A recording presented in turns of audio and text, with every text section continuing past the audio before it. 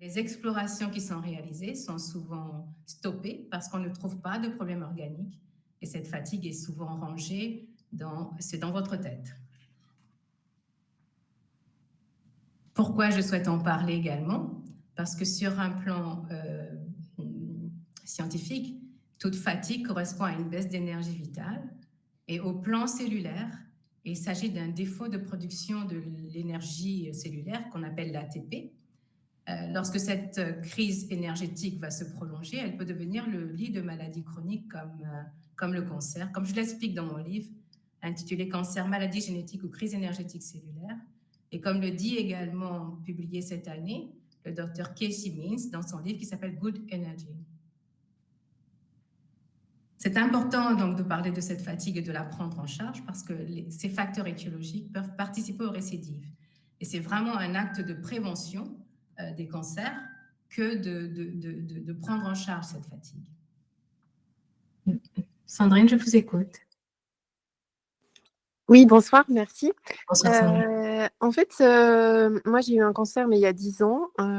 Et en fait, depuis 10 ans, après l'hormonothérapie, j'ai constaté une fatigue chronique que j'arrive pas réellement à endiguer, malgré voilà, une activité physique régulière. J'ai toujours fait attention à ce que je mettais dans mon assiette et surtout dans mon estomac.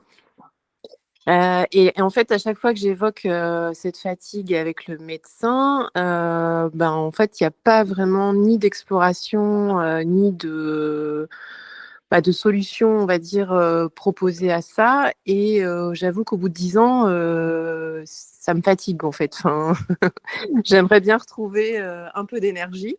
J'en ai, mais physiquement, c'est quand même un peu compliqué sur le temps de retrouver vraiment de l'énergie consommable.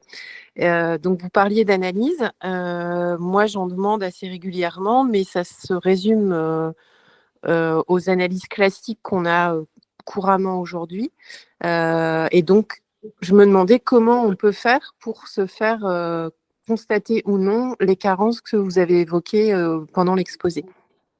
Je vous remercie infiniment de votre question, Sandrine, qui souligne à nouveau le fait que la fatigue dans la convalescence d'un cancer du sein est quelque chose qui est négligé, comme nous l'avons souligné au début de l'exposé.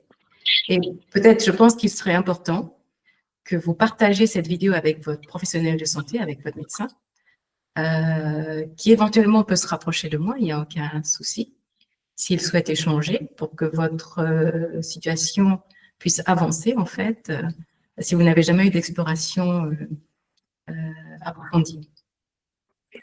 Alors, pas du tout, parce que je vous dis, à chaque fois, c'est entre guillemets balayé, et même l'oncologue à l'époque balayait ça assez facilement en me disant bah oui, c'est normal, les traitements, la stress, etc. Donc j'entends hein, pendant la période de crise des traitements et les 5 ans d'hormonothérapie.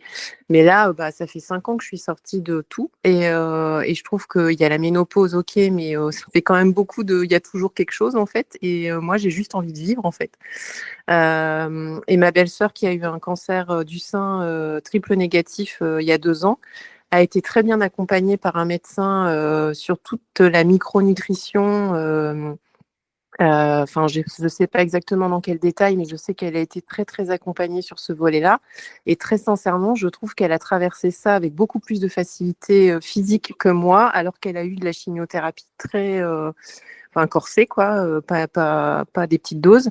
Et aujourd'hui, à 2 ans, elle est en forme et elle continue à prendre tous ces traitements, enfin toute cette micronutrition en complément. Et je trouve ça vraiment dommage, mais c'est même pas un reproche, c'est que je ne sais pas vers qui me tourner. Et je pense qu'on est beaucoup dans ce cas-là. Et il faudrait effectivement que ça rentre plus en ligne de cause pour nous aider à sortir de ça, quoi.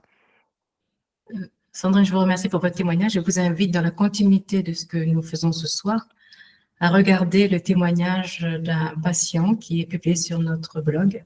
C'est un patient qui a reçu une chimiothérapie pour un cancer du pancréas et qui décrit son état avant la prise en charge nutritionnelle et après. D'accord. Je l'enverrai à mon médecin. Et je pense que c'est en diffusant au maximum de personnes l'information que nous produisons que les prises de conscience vont être faites, hein, et je déplore moi-même que beaucoup de professionnels n'explorent pas la fatigue. La fatigue, pour moi, c'est déjà un problème de santé. Tout à fait d'accord. Et en plus, ça nous réduit dans notre vie et on n'a pas envie de ça. Et surtout après ce qu'on a traversé. En effet. En tout cas, je vous remercie pour votre témoignage.